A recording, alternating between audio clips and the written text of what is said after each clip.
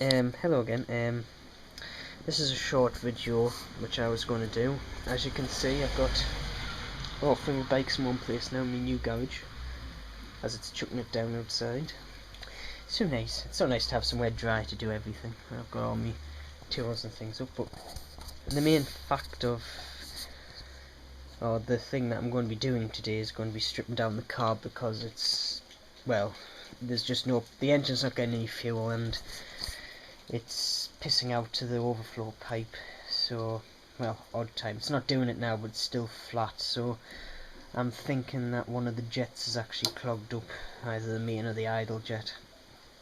But I thought I would do the video showing you how I'm going to go about taking this off, because it's not the traditional carb out the side of the cylinder, because it's disc valve induction, which is a very good system, and it also means the actual carburettor is encased in the engine casing itself, so it's nice and protected. But first thing I'm going to have to do is take off this cover, even drain the carb bowl which is underneath. I'm going to have to take the fuel cable out, the throttle cable, which I'll take out with the slide itself so I don't mess any of the settings up, and also the carburettor, the choke cable here.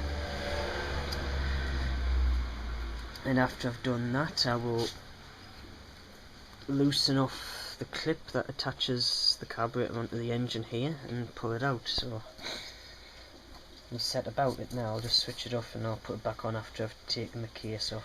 Okay, I've now got the cover off, the Suzuki cover, as you can see there, so I'll stick that one up there, just make sure it doesn't drop. I'll take off, there's a gasket around here which I'll very carefully take off, because I don't even find it hard pushed to get another one of them. But as written, there's the carburettor with all the fuel pipe gun in the front there, the slide, a few vacuum hoses there, and the bottom hose there is the actual overflow pipe leading out the crankcase. Okay, I've now taken off the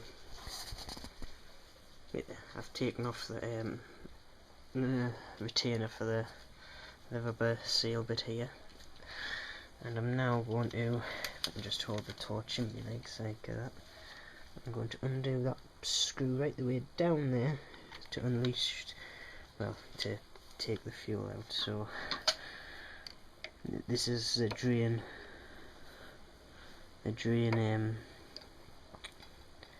for the carburettor. Oops, a daisy, it's going all over the place. I just turn it off. So I'll do that now after I've got 2 hands. So I'll put the camera down. Now I've now got the top half off the carb. I've got the top off. I've got the choke cable and the air block there for the choke. Air block, little plunger there, and I've got the main slide out and needle. I've done all this in one so I don't mess any of the settings up on the carburettor. As before I knew, as my dad taught us how to do this, before I was a bit naive and I just took all these cables off and put them back, and yeah, it was a good thing. The settings kind of stayed alright though. The needle is slightly worn, you can feel it when you run it, when your hand down's a tiny step, but to be honest it has done like 27,000 miles, so that's going to be understandable. I could, if I wanted, drop the jet down a bit, but yeah, I think I'll leave it for now. But there's the top of the carb, so I'll now actually take the physical carb off, because I've got all the breather hoses out. I'll take that hose out as well. I've got the breathers out, and I've got everything else out, so now all I'll have to do is loosen the bolt that holds the carburettor in. So okay, do that now. There's the carburettor all out. So now what we'll have to do is take the bottom of the float bowl off and check all the jets, which we'll do now, and leave everything down here. I'll shut the garage door. I just had it open because I was running it before. So now I've took the 4 screws out the bottom of the bowl, and if I just carefully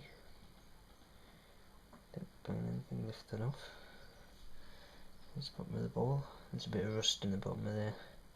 It's out the tank after before I sealed it, so I'll have to clean that. I know, wait there. Hello again.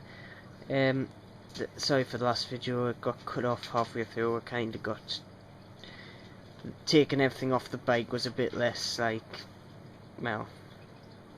wasn't as in depth as doing this part, so I thought I would switch the camera off, and I kinda forgot to switch it back on when I got into the bowels of the carburetor itself, so... basically I thought I would, instead of taking it all back apart, which I actually had to do again to clean it again, so the carb's been off twice now, but instead of taking it off and dismantling it for this video, I decided just to get the manual out and show you via the manual, as we can see, a a100 manual, which I have two of. But basically, the problem was this here, which is the actual float needle, was sticking. So see, this is actually upside down, so this is not actually attached to anything, it's just free floating, and the floats actually allowed to drop, and when the floats were actually dropping, which meant the actual ball needed more fuel, this wasn't, so the same amount of fuel as I was getting in, so it would tick over fine, but as soon as you give it any gas, the engine wanted more fuel and just wasn't getting it, so it was running lean and just didn't want to run. So that was the problem, and it was sticky. There was like a sticky residue all over it, which stopped it from actually moving up and down. I'm hoping now that I've cleaned it, it's fine. It's kind of a mystery where the sticky residues come from. I've got a few suspicions, like I did think it was the tank. I put sealed the tank with some tank sealer, but it's the new stuff, so it supposedly doesn't react with the petrol, but I've kind of ruled that out because the rest of the carb assembly, the fuel tap and everything's fine, which all them would be sticky as well if that was getting in, not just this.